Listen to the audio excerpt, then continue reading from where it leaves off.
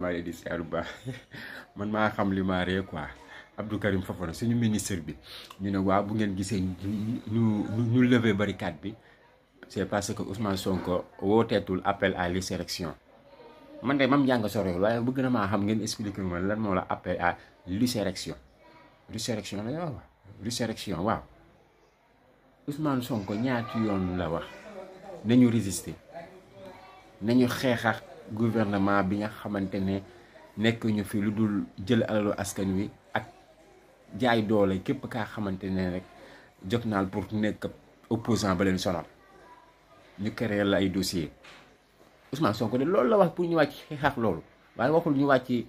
toj rajaxe déedéet bu fekkee ne loolu moo la appel à l'insurrection de yéen a ko def l'insurrection mais loolu lu appel à l'insurrection ah ba fekkee ne loolu la sax lan moo tax boobu ba tey bu moo woote appel à l'insurrection boobu ba tey barricade wu leen ko ngeen xaar ba tey ngeen doog kaa barricade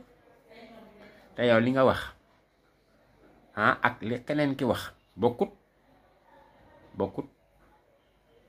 ay turu ba àlloon depuis bi léegi je sais pas yooyu daal ay affaires yi ñoom seen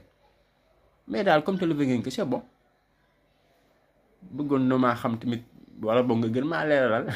ba tey leerul l'insurrection mooy lan waaw isaan ñu ñaa doolu sutura waaye ñun suñu ministère yi waaye c'est bien Ousmane Sonko defatul appel à l'insurrection Ousmane Sonko mosoo def appel à l'insurrection waaye appel à bañ